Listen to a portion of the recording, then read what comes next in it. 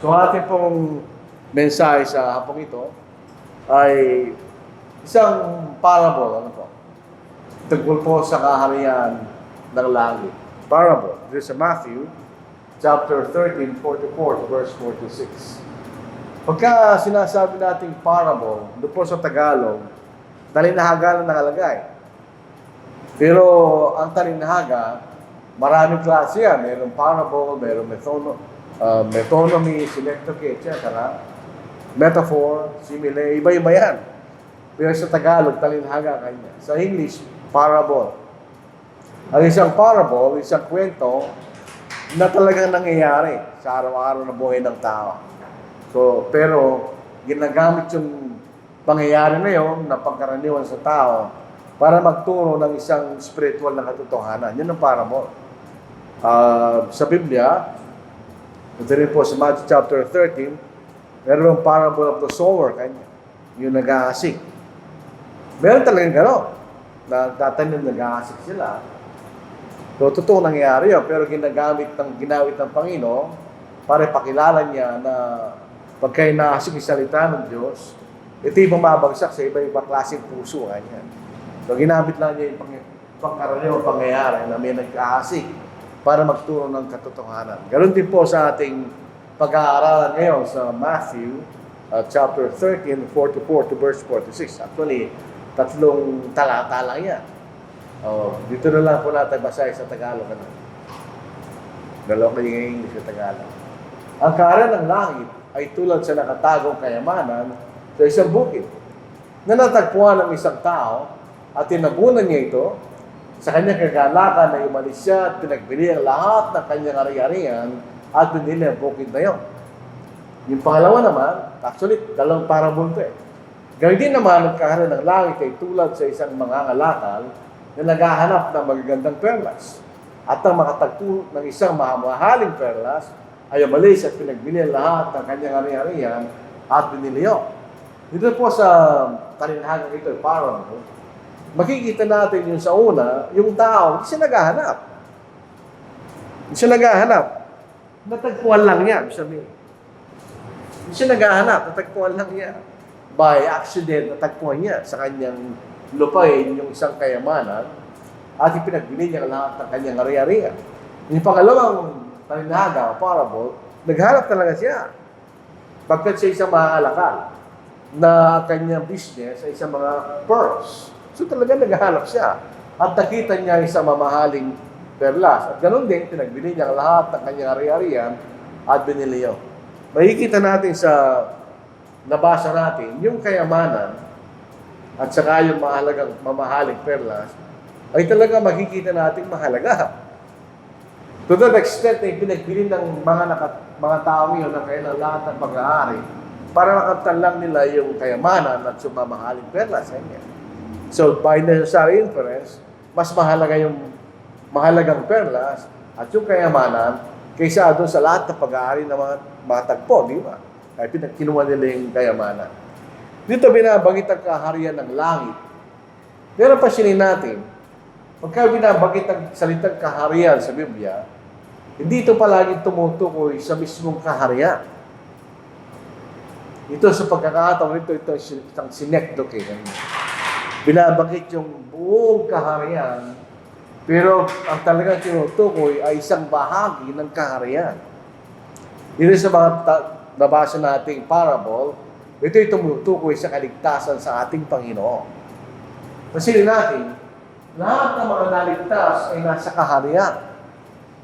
Kung tayo po'y naligtas kay Kristo, tayo nasa kanyang kaharian. So dito ay sinasabi, ang kaharian ay tulad ng isang tao na nagtagpo ng kayamanan. O isang nangangalakal ng perlas na nakita ng mahalagang perlas. So dito tinutukoy dito yung kaligtasan sa ating Panginoon. Dito sa Colossians, chapter 1. Sinasabi sa atin ni Apostle Paul na tayo yung mga taga-Colosas na mga Kristiyano, sila'y nailipat o iniligtas mula sa kapangyarihan ng kadiliman patungo sa anak ng kanyang pag-ibig kanya. Sayin natin. Colossians chapter 1, verse 13. Iniligtas niya tayo sa kapangyarihan ng kadiliman at inilipat tayo sa kaharian ng anak ng kanyang minamahal na anak. So, ikabahagi sa kaharian ay yung mga tao doon. Lahat ng mga tao na bumubuo sa kaharian ng Diyos ay lahat ng mga tao niligtas ng Diyos sa pamagitan ng ating Panginoon. So, dito sa mga dalawang talinaga na ating binasa, ayun ang kahulugan. So, yung nakatagpo ng kayamanan at yung nakatagpo ng mamahaling perlas, yan. Ito yung walang halaga. Valuable, priceless. Kaya pinagbili nila ang lahat nilang pag-aari para makaptan lang nila yun. Yung kayamanan at saka yung mamahaling perlas. Sabihin, yung lahat nilang pag-aari, mas mahalaga pa itong dalawang ito. Ayan. Sabi, para sa mga tao ito, natagpuan nila yung unay nakatagpo ng kayamanan at sabi siya nakatagpo ng mamahaling perlas, para sa kanila, yun ang pinakmahalaga. To the extent na kaya lang ipagbili lahat nilang ari-ariya para makamtan lang nila yung dalawang bagay nito na inisip nila na walang kasing halaga. Isipin natin, pagbibili natin ng lahat ng ating ari-ariya para makamtan lang natin isang bagay, mas mahalaga yung bagay na yun dahil pagbili mo lahat ng iyong pag-aari para makamtan mo yung isang bagay na yun. Mapapasin natin, isang kaligtasan po natin ay walang halaga, priceless. Hindi natin siya mabibili. Ganoon siya kahalaga. Katulad ng perlas, mahalaga nito at kayamanan. Ganyan ang ating kaluluwa. Sa Matthew chapter 16, verse 26, For what profit is it to a man if he gains the whole world? Siya nagtagumpay sa buong sanglibutan niya and loses his own soul. Ito po ang kalakaran ng karamihan mga tao. Hindi nagtatagumpay sa libutan, sa namang larangan na kailang ginagalawan, pero nakakalimutan nila kailang kaluluwa. Sabihin, ang atensyon po nila ito sa bagay na yun. Nalimutan nila pinakamahalaga kailang kaluluwa. What will a man give in exchange for his soul? Pag nawala ang ating kaluluwa, ala kang may pagpapalit sa iyong kaluluwa kanya. Dahil ang ating kaluluwa ay mahalaga, priceless, valuable. Ang kaligtasan natin, ganun din. Hindi natin siya mabibili. Wala tayong maipagpapalit para makaptan natin ang ating kaligtasan. So, yun ang sinasabi ng dalawang tao ito. Para sa kanila, yun pinakamahalaga kanya. We are willing to sacrifice ang ating pag-aari. Makaptan lang namin yung pinakamahalagang mga bagay na yun. Kayamanan at yung mamahaling perlas na yun. Dito po ating kaligtasan. Bagamat ito'y walang bayad sa atin. At ito'y biyaya ng Diyos. Doon po sa Efeso, chapter 2, verse 8, yun ang makikita natin. Ang kaligtasan na hindi galing sa atin, ito'y biyaya ng Diyos. So, ito'y binibigay sa atin ng Diyos na walang bayad. Sabi po natin. Sapagkat sa biyaya kayo naligtas, pamagitan ng pananampalataya, at ito hindi sa pamagitan ng sarili, kaloob ng Diyos. Kanya. So, ito'y binigay sa atin sa walang bayad. Pero hindi talaga pero hindi ibig sabihin na yun ay walang halaga. Merong price ang ating kaligtasan. Katulad ng dalawang tao ito, pinagbili na kayo ng ari-ariya para makamtan lang nila yung dalawang bagay na isip na pinakamahalaga. Ang ating kaligtasan ay may halaga. Kaya nagkaroon tayo ng biyaya ng ating kaluluwa na maligtas sa ating mga pagkakasala dahil ito'y may halaga. Kasinin natin, sa paningin ng Diyos, lahat ng mga tao ay mahalaga. Kasi hindi na lang tayo ng Diyos. Tayo din na lang sa kanyang larawan at sa kanyang wangis. Tayo ang pinakamahalagang nilalang ng Diyos. Yun na makikita natin. Sa lahat ng nilalang niya, sa Genesis chapter 1, tayo ang pinakamahalaga. Dahil kung papasinin natin yung kayusan ng paglalalang, inihanda muna niya ng Diyos ang lahat ng mga bagay bago niya nilalang ang tao. Inihanda niya lahat ng kanyang pangangailangan at ang kanyang tirahan bago niya nalangin ng tao. So, siya ang pinakamataas na bahagi ng kanyang panglalalang. So, sa atin, ang Diyos, ang tao ay mahalaga. Bagamat kumisa ng tao, hindi niya tinitin ng sarili niya mahalaga. Pero sa Diyos ay mahalaga. So, ang kabayaran ng ating kaligtasan ay mas mahalaga kaysa sa atin. Kung ito'y pagtubos, ito'y sinasabi po sa atin, na ang kaligtasan natin pagtubos ang kapatawaran ng ating kasalanan, kinakailangan mas mahal yung pagtubos kaysa sa tinutubos. Kaya nga sa Old Testament, hindi maaari na yung dugo ng mga hayop ay tutubos sa ating mga kasalanan dahil mas mahalaga tayo sa mga hayop. So anong alaga ng ating kaligtasan? Anong dahilan ba tayo naligtas? Anong pinagbayad ng Diyos? Dito po sa 1 Corinthians chapter 6 verse 20. Pasilin nyo, for you were bought at a price. Yun ang dapat natin tignan.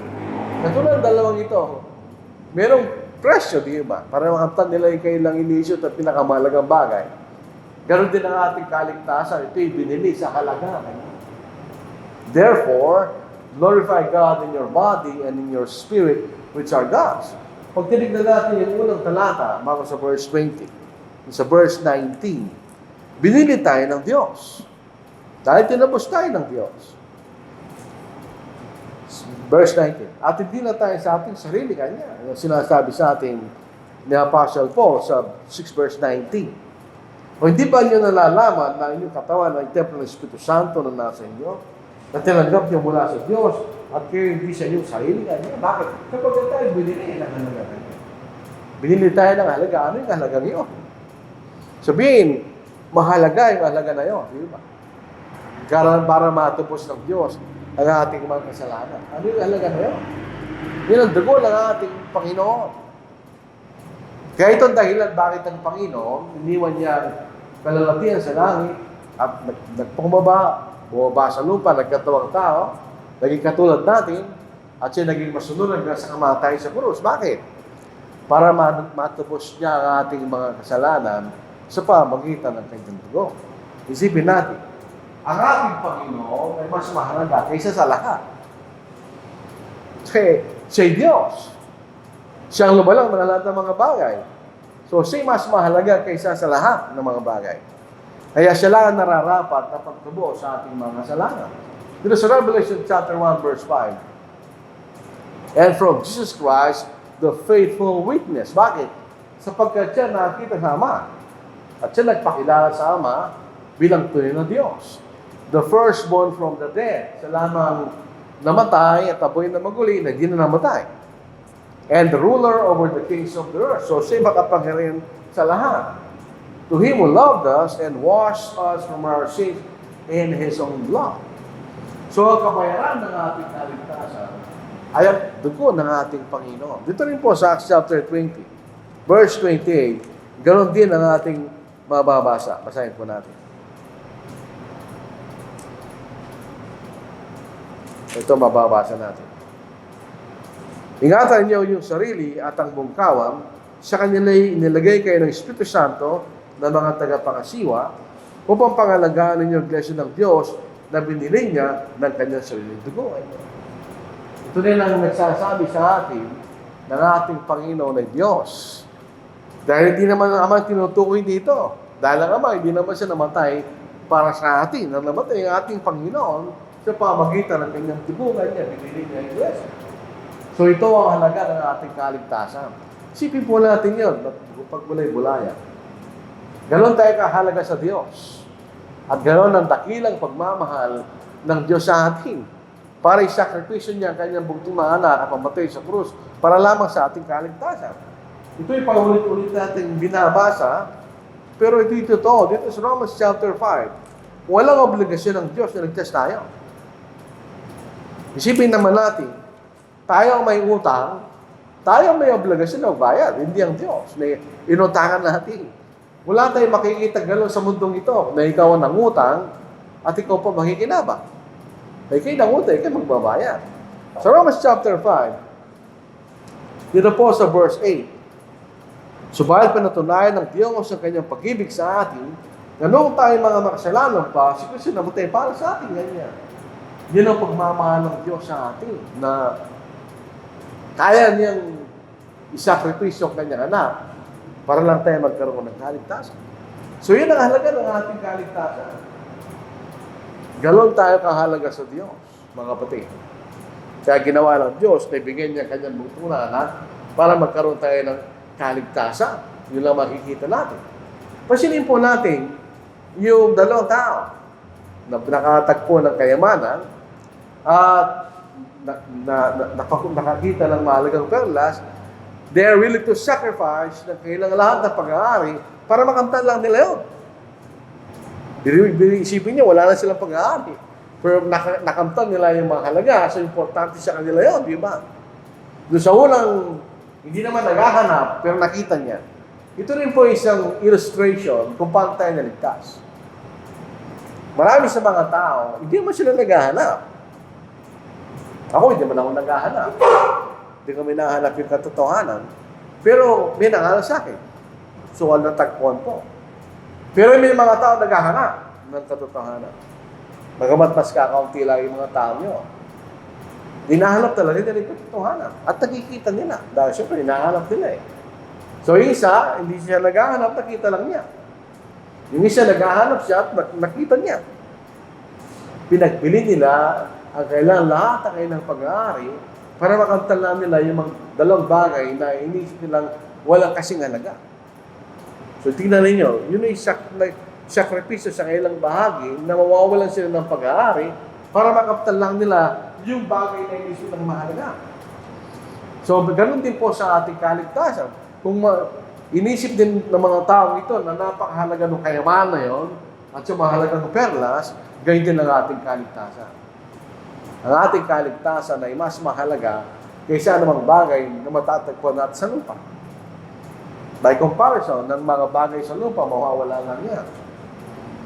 Lahat ng pisikal ng mga bagay, mawawala yan. Pero ang ating kaligtasan, hindi. Hindi tayo magiging tapat sa Diyos. Yun po sa John chapter 6.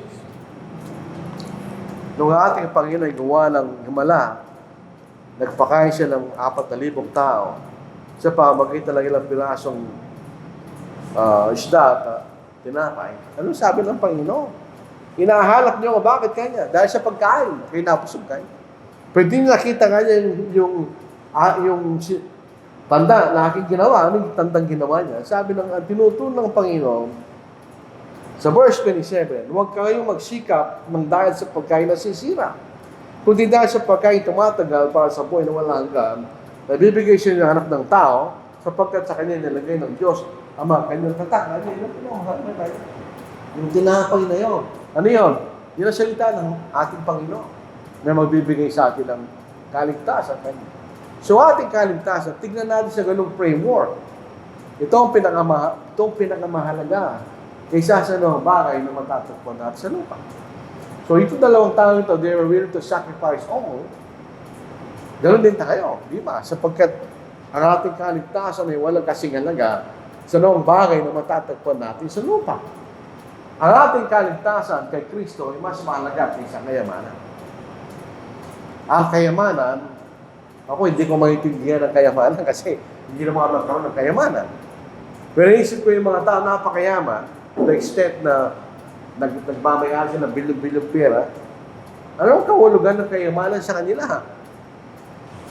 Doon ang pakarami mo ng pera mo, gagawin mo doon. Dati, naikukompromise sa mga laruan namin dati. Dati meron kami nag-text kami, text. Nung dumami na yung aking text, sabi ko, ano gagawin ko dyan? Doon natanalo ko palagi, sabi ko text. Anong gagawin ko dyan? Doon sa text nila na napakarami, naging istorbo pa kung saan mo lalagay. So, ang ating kaligtasan ay mas mahalaga sa anumang kayamanan. Totoo po yun. Na maraming tao mayayaman na matay na. Anong gagawin nila sa kayamanan nila? Sabi ni Solomon, kahit kaya pagpapagal sa yung paghahanap ng pera, kayamanan kanya, ay walang halaga kanya. So, para ka naghahabol ng hangin. Paano mo malalaman, sabi ni Solomon, na darating sa pagkatapos ko, ay marunong kanya. Sabihin, manstay lang pinagpagura ko, sabi ni Solomon. So, yung sabi niya, pati yung kanya ni Solomon, ay walang halaga kanya. Totoo po yun. Ang ating kaligtasan ay mahalaga kaysa anumang kayamanan sa lupa. Lahat ng kayamanan sa lupa, either na ito'y nananakaw o ito'y nawawala. Sa isang iglap, pwedeng mawala ang kayamanan. Katulad ng ating kapatid, si Sister Flor Lainez. Dahil hindi natin alam na siya lumipat na. Actually, May plano siya na babalik sa atin, magpapaalam na. Nung siya'y bumalik, tumira sa Maynila dahil 3 times a week siyang na-injection sa kanyang sakit. Doon sa PGH. Hindi na rin siguro kayang magbiyahe mula sa atin papunta sa PGH. Ang nagkaroon ng baha nung last week. Sabi niya sa kanyang text, lahat ng aking gamit nawala. Nasira, nawala. Sa baha. One click, nawala ang kanyang pag-aari. Yan ang nature ng kayamanan sa lupa. Sa 1 Timothy chapter 6, sabi ni ni Pablo kay Timothy, ang ating kayamanan kanya ay hindi natin pwedeng asahan. Yun ang sabi niya, basahin natin. Dito'y kanyang abilin sa mga mayayaman. Yung basahin natin. Sa 1 Timothy chapter 17 hanggang verse 19. Ang mayayaman sa sanglibutan ito ay atasan mo na huwag magmataas, huwag umasa sa mga kayamanang hindi tiyakan niya. Kasi nawawala, pwede mawala, pwede masunog, pwede nakawin. Lala sa atin ngayon, digital na tayo. Baka lahat ng deposits ba, pwede na nakawin, nawawala. Tuloy po natin. Kundi sa Diyos na nagbibigay sa atin ng lahat ng mga bagay para sa ating kasiyahan. Dapat silang gawa ng buti, maging mayaman sa mabuting gawa, bukas ang palad at handang mamahagi. Yun ang sabi ni Pablo kay Timothy. Sabi niya, kayamanan hindi tiyak. So, anong kayamanan tiyak? Kasi kung may kayamanan hindi tiyak, meron kayamanan tiyak. Ano yun? Yun sa Matthew chapter 6 verse 20 hanggang verse 21, but lay up for yourselves treasures in heaven. Dalawang kayamanan niya. Kayamanan sa lupa, kayamanan sa langit. Hindi ka na kayamanan sa lupa, temporal. Bakit? Where neither moth nor rust destroys, and where thieves do not break in and steal. Noong unang panahon, ang ginagawa ng mga Hudyo sa kanilang kayamanan, inuukay nila sa lupa. Para hindi manakaw. Kaya nanakaw pa rin. Ang problema, pwede yung kalawangin o pasukin ng mga insekto. Basira. For where your treasure is, there your heart will be also. Kung saan ang puso mo kanya, ang kayamanan mo, yun ang puso mo. Kung kayamanan mo ay sa lupa, yun ang puso mo kanya. Pero sinasabi ng Panginoon, dapat tayo mag-ipon ng kayamanan sa langit. Hindi nawawala yun. Yun ay tumatagal hanggang sa buhay na wala hanggang. So, yun ang ating kaligtasan. So, hindi mas mahalaga kaysa anumang kayamanan na matatagpuan natin sa lupa. Sa Matthew chapter 19, verse 20 hanggang verse 22, ito yung isang mayamang batang lalaking mayaman, young man. Di natin ang gano'n sa bata. Pero si isang mayamang tao, at nag-interesado siya na makarating sa langit dahil nagtanong niya sa Panginoon, anong gagawin ko kanya para ako makarating sa kaharian ng langit? Ang sabi ng Panginoon, sundin mong kautusan kanya. Sa verse 20, sabi niya, the young man said to him, all these things I have kept from my youth. Lahat naman, ginawa ko na yan mula sa aking pagkabata. What do I still lack? Anong kailangan ko kanya? Ano pang kulang ko? Sabi ng mayamang tao, na bata. Jesus said to him, if you want to be perfect, go sell what you have and give to the poor, and you will have treasure in heaven, and come and follow me. Kasi, kung sasunod ka sa ating Panginoon, siyang may-ari ng lahat. Yun to, actually, di ba? Pero ang sabi ng mayaman, nalungkot siya. But when the young man heard God saying, he went away sorrowful, for he had great possession. Mayaman siya. Hindi niya kaya sakripisyo yung kanyang kayamanan para makapasok sa karya ng langit. So ang ating kayamanan, walang talaga yan. Hindi natin maliligtas ang ating kaluluwa sa pamagitan ng ating kayamanan. Unless otherwise, gagamitin ng ating kayamanan sa pagsunod sa global law. Yung makita natin. Si mayaman na yun, nasa kamay malapit sa kamay niya, kaligtasan.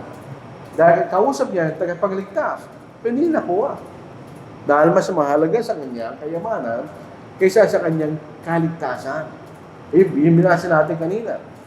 For what profit is it to a man if he gains the whole world and loses his own soul? Or what will a man give in exchange for his soul? Wala.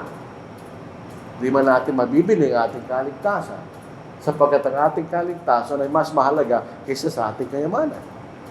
Yan ang sinasabi ng ating Panginoon. So, ang ating kayamanan, hindi kasubas ng ating kaligtasan. So, pwede tayong magsakripisyo ng ating kayamanan para masunod natin ang kalooban ng Diyos, para makamtan natin ang ating kaligtasan. So, ang ating kaligtasan ay kita mahalaga kaysa sa ating kayamanan. Ang ating kaligtasan kay Kristo mas mahalaga kaysa sa pinakamalapit nating relasyon sa lupa. Ito ang pinakamatinding sakripisyo na pwede natin gawin. Sino natin? Tingnan niyo itong Matthew 10:35, 36, 37. Ito mga relasyon na ito yung mga pinakamalapit na relasyon sa lupa. Tingnan ninyo. For I have come to set a man against his father. Yun ay isang malapit na relasyon. A daughter against her mother, yun ay pinakamalapit na relasyon. And a daughter-in-law against her mother-in-law. Pag nababasa mo ikaw natatawa sa isang dahilan. Bakit hindi sinabing a son-in-law against his father-in-law? Wala na sinabing gano'n. Sinabi lang niya, a daughter-in-law against her mother-in-law. Parang mayroong parang humor yun. Kasi karamitan ng conflict, pagitan ng biyen ng babae sa kanyang manugang babae. A man's enemies will be those of his own household. Hindi sinasabi ng Panginoon na magsusuntukan sila. Hindi, yun yung sinasabi niya. Magkakaroon sila ng conflict with regard sa kanilang paniniwala. Sa verse 37, he who loves father or mother more than me is not worthy of me. And he who loves son or daughter more than me is not worthy of me. Ganyan. Ito ang higit pa ito sa kayamanan, actually. Para sakripisyo natin ang pinakamalapit na relasyon para sa ating Panginoon. Mahirap gawin nyo. Yun ay isang mabigat na sakripisyo, di ba? Hindi sinasabi, hiwalayin mo sila. Hindi. Sasabi, nagkakaroon kayo ng conflict. Kanya. Pag hindi pareho yung paniniwala. Ibig sabihin, yung panahon na yun, ang paniniwala ng mga Hudyo ay kautusan ni Moises. Pagdating ng ating Panginoon, iba ang kanyang kautusan. So may mga Hudyo na mananatili sila sa kautusan ni Moises. Pero may mga Hudyo na maniniwala sa ating Panginoon. Kung sabi, magkakaroon kayo ng conflict sa inyong mga kamag-anak, sa inyong pamilya, kanya. Dahil sa akin. Yun ang sabi ng Panginoon. At yun ay totoo. Nung bago pa ang Kristyanismo, inusig ng mga Hudyo ang mga Kristiyano. Bago pa inusig ng mga Romano ang mga Kristiyano, ang mga Hudyo ang umusig sa mga Kristiyano. So, totoong sinasabi ng ating Panginoon. Papasinin natin yung salita niya rito. And he will love son or daughter more than me is not worthy of me. So, kung mali ang ating anak, hindi natin sa paniwalaan pa rin natin ang ating Panginoon. Yun ang sinasabi niya. So, yun ang isang sakripisyo sa bahagi natin. Yun ang totoo sa lahat. Sa lahat ng mga Kristiyano.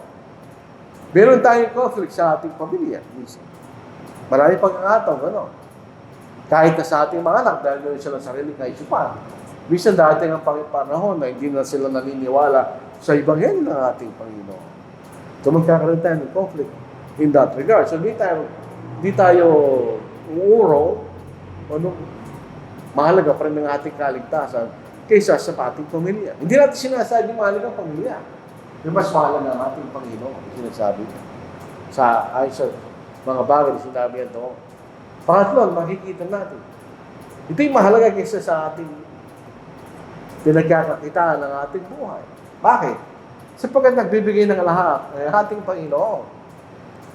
Lahat ng mga biyahe natin galing sa Diyos yan. Kung sabihin natin pinagpagulang ko yan, galing pa rin sa Diyos yan. Directly, indirectly, galing sa Diyos yan. Wala nang galing sa sarili nating paraan. Actually, ito'y galing sa Diyos. Dahil lahat ng mga bagay nila lang ng Diyos. Sa Matthew 6, verse 24 hanggang verse 25, then Jesus said to His disciples, if anyone desires to come after me, let him deny himself and take up his cross and follow me. Labing isa sa mga alagad ng Panginoon ay mga mangingisda. Nung sila sumunod sa Panginoon, hindi mo nila pangingisda. At sila sumunod sa ating Panginoon. Yun ang makikita nating sakripisyo ng kanyang mga alagad. Yung isa isang tax collector, si Matthew, tax collector, iniwan din niya yun. At sumunod sila sa ating Panginoon. Sa verse 25, "For whoever desires to save his life will lose it, but whoever loses his life for my sake will find it." Ito po ay isang play of words, actually. Yung unang salita buhay ay ang physical na buhay. Kung ililigtas natin ang ating physical na buhay, in the final last, mawawala yan, sabi ng Panginoon. Pero nga niya, pag sinakritis mo yan para sa akin, matatagpang mo mas mahalagang buhay. Yung buhay na walang hanggan. Kasilip po natin, ang ating kabuhayan ay ginagawa natin para tayo mabuhay. Para manatili tayong buhay sa mundong ito. Pero ngayon ang binibigyan natin ng kahalaga kaysa sa ating kaligtasan. Eventually, mawawala din ang halaga yan ngayon. Dahil di lamang ang iyong kabuhayan ang mawawala, sabi ng Panginoon, pati yung buhay mo, yung buhay na walang hanggan, mawawala rin sa iyo, kanya. So yun makikita natin. O ginakita natin ang sakripisyo ng kanyang mga halaga na sila'y sumunod sa ating Panginoon. Hindi naman ganun kadali. Iniwan nila lahat para sa ating Panginoon. Dito po sa Psalm 23, ito ang prinsipyo ng Diyos. Hindi tayo pinapabayaan ng Diyos. Lalo po sa Old Testament, ang mga biyaya ng Diyos ay mga material na biyaya. Dahil ang Old Testament ay isang physical na tipan ng Diyos sa pagitan ng Israel at ng Diyos. Ang sabi ni David, "The Lord is my shepherd, I shall not want." Sabi, hindi ko pababayaan ng Diyos. He makes me to lie down in green pastures, He leads me beside the still waters. Kasi dinadala tayo ng Diyos kanya sa lugar ng ating kabubuhay. Hindi tayo pinababayaan ng Diyos. Siyempre tayo mga anak ng Diyos. Dito sa Hebrews, chapter 13. Sa panahon po natin ngayon, na iba lang buhay natin. Naging magandang buhay natin compared sa nakanang panahon na mas simple ang buhay, pero mayroong halaga. May halaga lahat ng mga bagay na nagbibigay ng convenience sa atin. Dito sa Hebrews chapter 13, verse 5. Umiwas kayo sa pag-ibig sa salapi. Hindi sinasabi ng Diyos na umiwas tayo sa salapi. Kailangan natin ang salapi para mabuhay. Nga masama yung pag-ibig kayo sa salapi. At kayo masiyahan na kung anong mayroon kayo. Hindi rin sinasabi ng Diyos, diyan na lang kayo kanya. May isang kapatid tayo. Yun ang prinsipyo niya in a literal sense. Ayun, hindi na ako kanya magsusumika. Dito na ako kanya. Kasi na sinabi ng Diyos. Hindi na sinasabi ng Diyos. At sinasabi ng Diyos, anumang mayroon tayo ngayon, magpasalamat tayo. Hindi na sinasabi, huwag ka nang umasenso. Hindi na sinasabi yun. Sabihin, later on, sa ating pagsusumika, tayo asenso, pasalamat din tayo doon. Yan ang sinasabi niya. Bakit? Sapagkat sa lang para na hindi kita iiwan o pababayaan, yun yung pangako ng Diyos. Maraming pagkakataon, meron tayong kapatid dito, o sa panatay, hindi siya makapakasamba dahil sa trabaho niya. Paminsan-minsan lang siya nakaka-uwi. So, nag-desisyon sila mag-asawa. Walang mo na yung aspekto ng pag-trabaho na yan. Piliin mo na yung masamba mong sweldo nga niya. Basta makasamba ka lang, linggo-linggo, ano nangyari sa tao niya? Hindi mo sensually siya eventually. Temporarily, manawalan siya ng malaking sweldo. Nagtsaga sa hindi kasi laki, no? Pero umasenso siya sa trabaho niya. Dahil sabi ng Diyos, tayo pababayaan ganyan. Basta, huwag rin natin pabayaan ang ating kaligtasan. Hindi rin tayo pababayaan ng Diyos. Sa Matthew 6, verse 30 hanggang verse 33, "Now if God so clothe the grass of the field," ibig sabihin, siya nagbibigay ng pangangailangan ng mga yan, which today is at tomorrow's thrown into the oven, will He not much more clothe you, or you of little faith? And bakit masyado kayo nag-aalala kanya sa inyong damit? Nakita niyo kanya yung mga grass. Meron silang Anyo sabi ng Diyos. The verse 31. Therefore, do not worry, saying, what shall we eat, or what shall we drink, or what shall we wear? Hindi sinasabi ng Diyos na huwag na kayo kumain. Hindi sinasabi yun. Ang sinabi mo, kayo siyat mag-alala kanya. In other words, kakain ka rin. Kahit anong mangyari. Meron ka rin inumin, kahit anong mangyari kanya. Meron ka rin susot, kahit anong mangyari. Huwag kayo siya mag-isip ng kanya. Ano ang dapat nating bigyan ng isip? Sa Matthew 6:33, but seek first the kingdom of God and His righteousness, and all these things shall be added to you. Yan ang pangako niya. So, hindi sinungaling ang Diyos. Pag binigyan natin siya ng priority, hindi rin tayo mababayaan ng Diyos. Pinasabi niya, di ba? So, ang ating kaligtasan ay mas mahalaga kaysa sa ating hanapbuhay. Maraming mga tao, ayaw nilang sumunod sa ating Panginoon, dahil ayaw nilang iwanan ng kanilang nakagusto na paniniwala. Para si Ephraim, sa Old Testament, ayaw nang iwanan yung kanyang idols. Sabi ng Diyos, pabayaan niyo siya kanya. Ang ating kaligtasan ay mas mahalaga kaysa sa ating paniniwala na hindi galing sa Diyos. Majority ng mga tao, ganun sila. Kahit nakikita nila na ang sinasabi natin ay totoo, hindi pa rin sila maniniwala. Bakit? Mas mahalaga sa kanila yung kahit nag-bisa ng paniniwala. Kasi ang nag-bisa ng paniniwala, hindi na yan limitado sa Catholic faith, hindi na. Yung mga pamilya na matagal ng Baptist, matagal ng Pentecostal, gano'n din sila. Yung kailang mga anak, meron na rin nakikita na paniniwala. So kahit ano pag sabihin mo sa kanila, kahit anong paniwala ang gawin mo, hindi lang maniwala. Dahil ang pinaniniwalaan nila, yung araw na kayo nakikita.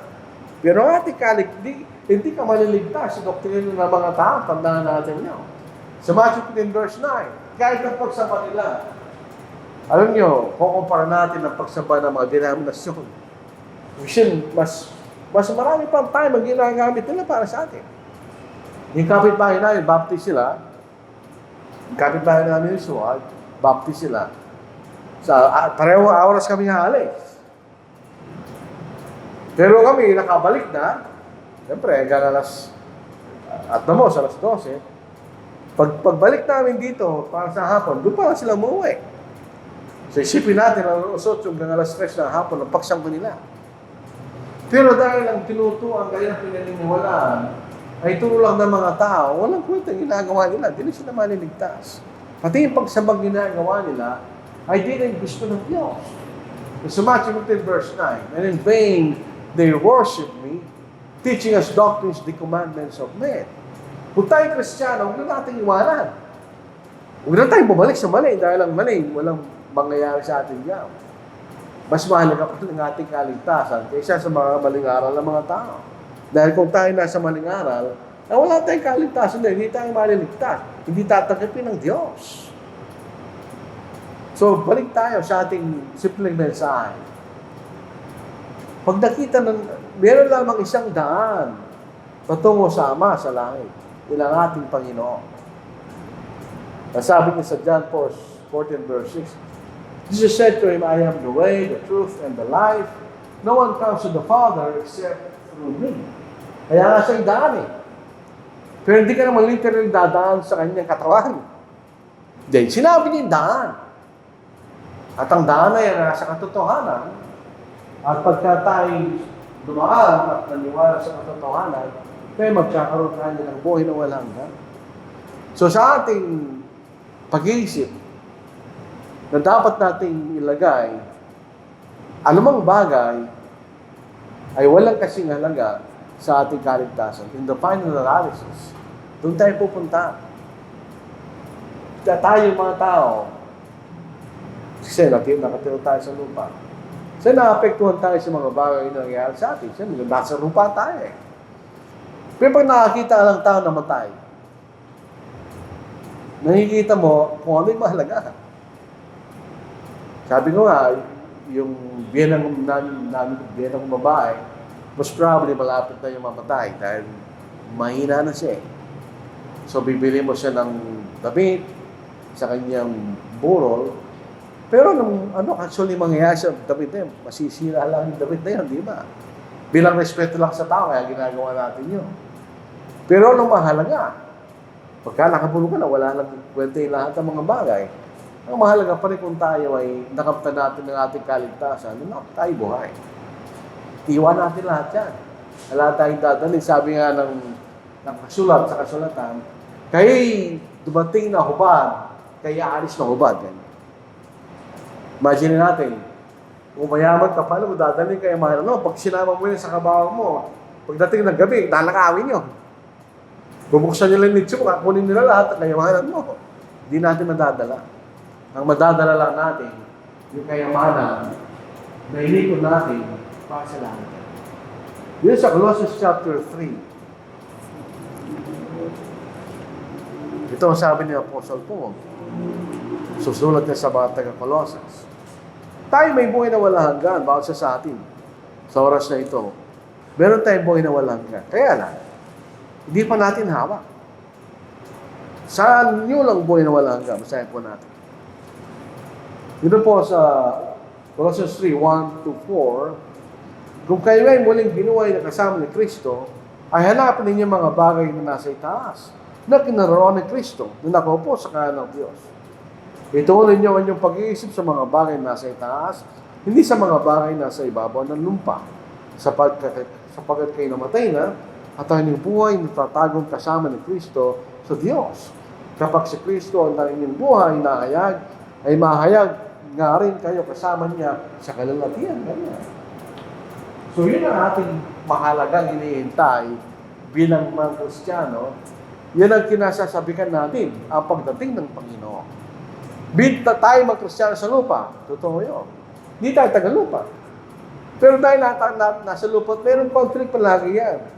May conflict sa ating kaisipan, sa ating pananampalataya, sa ating Panginoon, at ang buhay natin sa lupa. Palagi may conflict yan, di mo mawala, nasa lupa tayo. Pero dapat nating tandaan kung anong mahalaga. Dahil pagdating ng araw, either pag namatay tayo, o pagdating ng Panginoon, kung naman ang mauna, yun lang pinakamahalaga. Yun lang. Masakit. Mahirap naman. Nasa kaarin na tayo ng Diyos. Dahil sumisa sa ating kapabayaan o misplacement ng ating priority sa Diyos, baka hindi pa natin makamtay. Sayang naman yun. Yun. Nakita na natin yung kayamanan. Nakita na rin natin yung mahalagang perlas. Katulad ng dalawang tao yun, hindi na nila pinakawalan.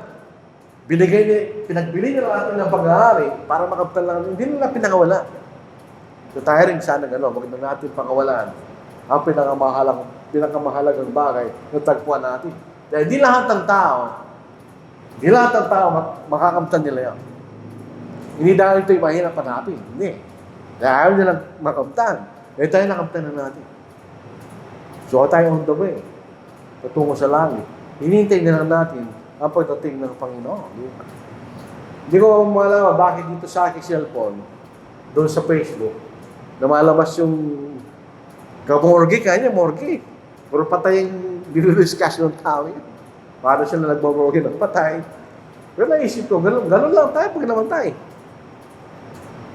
Iaayusin lang katawan mo, lalagay sa kabaho, tapos malulusog mo na. Yun lang mangyayari sa ating katawan. Kaya huwag natin pabayaan ang ating espiritu. Dahil ang mabubuhay na wala ang kalider sa langit o sa impyerno. Yung makita natin. So ito po ang ating mensahe po sa hapong ito. Mga kapatid, huwag natin kalimutan ang ating kaligtasan, ang pinamahalaga. Tingnan ninyo. Ito lang po ang isipin natin. Sa ating pananampalataya, yan lahat ng pananampalataya natin. May isang Panginoon, may isang Espiritu, may isang Diyos at Ama. Alam niyo, lahat ng tatlong yan, lahat sila Espiritu. Lahat din sila Panginoon. Lahat ng mga yan ay Ama. Dahil silang lahat ang lumalang sa atin. Pero bakit sa Ephesians chapter 4, bakit sila iwahiwalay? May isang Panginoon, ganyan. Yan ang ating Panginoon Kristo. May isang Espiritu, yung Holy Spirit. Hindi ba Espiritu ang Panginoon at ang Diyos? Ang Ama, Espiritu sila. Yan ang trabaho nila sa ating kaligtasan. Ang Diyos ang ating Ama dahil siyang nagplano ng lahat ng mga bagay sa ating kaligtasan. Ang Panginoon, siyang sinusunod natin ngayon. Kung anong dapat natin gawin, ang Panginoon ang ating sinusunod. Anong Espiritu? Sa Banal na Kasulatan, ang Espiritu ay nagtuturo. Kaya sabi ni Apostle John, huwag niyong paniwalaan ng bawat Espiritu kanya. Hindi siya nagtuturo, siya nagturo sa atin ng katotohanan sapagkat siya nagpahayag ng buong katotohanan. So yun ang pagka-Diyos.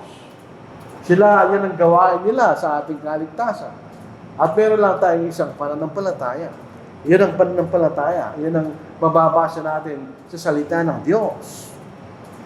Ito ang sabi nga ni Apostle Paul, ang pananampalataya ng gagaling sa pakikinig at sa pakikinig sa salita ni Kristo o sa salita ng Diyos.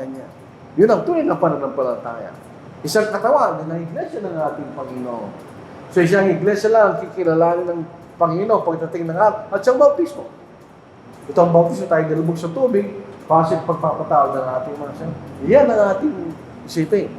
Doon nakalaga ng ating kaisipan. Dahil ang yan ang susi natin patungo sa langit, mga kapatid.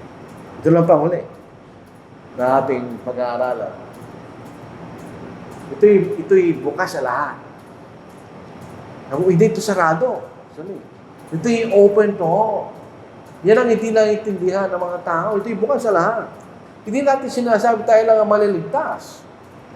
Hindi, lahat ng tao pwede silang maligtas. Hindi lang tayo. Kung sila ay susunod katulad natin sa Ebanghelyo ng ating Panginoon. Sabi ng isang Reneon, kami lang ang maliligtas. So, hindi sila maliligtas. Ang kaligtasan ay bukas sa lahat. Sabi sa Matthew 7 verse 7, ask, and it will be given to you. Itong mga tao, ginagamit sa material na bagay, hindi na sinasabi ng Panginoon. Kaya, kung bisa nahihingi tayo ng material na bagay, di bibigay ng Diyos. Dahil, hindi makakaputi pa naman sabi, ask, and it will be given to you. Seek, and you will find. Knock, and it will be open to you. Yun ang kaligtasan. Ito'y bukas sa lahat. Tayo lahat ay welcome sa karya ng Diyos. Kung susunod tayo sa kabanghelyo ng ating tatanggapin tayo ng Diyos. Wala siyang kinikilingan. Wala siyang kinitignan. Sino mang tao na willing na magpakumbaba at sumunod sa katotohanan, sila ay tatanggapin ng Diyos. Regardless kung anong pinag-aralan natin, saan tayo nanggaling, anong lahi natin, walang halaga sa Diyos yun. Ang mahalaga sa Diyos, binubuksan natin ang ating puso't kaisipan para tanggapin natin kung ano ang dapat nating paniwalaan na ipinag sa atin ng Panginoon. At tayo niligtas na pagdating ng huling araw. Yun ang hinintayin natin. Sa buhay natin, mix-mix ang buhay natin eh. May bahaging maganda, may bahaging masaya, mayroon din bahaging hindi. Isipin natin yung nakarang linggo, daming naging biktima doon sa ulan na yun. Yun ay bahagi na hindi maganda, nakatira sa lupa. At hindi na natin maranasan yan pagdating sa langit. Mawawala na lahat yan, sabi ng ating Panginoon. So ito po ang ating mensahe. Kanina umaga, ang ating pinag-aralan ay bahagi po ng Romans chapter 8 at saka yung future recognition. Kung magkakakilala pa tayo, pag namatay na tayo. Kasi may naniniwala na pag namatay na tayo, wala na yung pagsipan natin. So hindi na tayo magkakakilala. Hindi totoo yun. Pag namatay tayo, nakarating tayo sa langit, magkakilala pa rin tayo. Hindi pa rin tayo nagbago. Tayo pa rin yung dating tao. Nagbago lang yung ating katawan. Kung tayo tapat sa Diyos, nasa langit tayo. Pag namatay tayo, pumunta tayo sa Hades, at tayo tapat, makikita natin yung mga kapatid na namatay noong una. Makakausap natin sila, katulad ng pakikipag-usap natin dito. Yun ang makikita natin sa tinuturo ng Biblia. So maraming salamat po sa inyong pakikinig.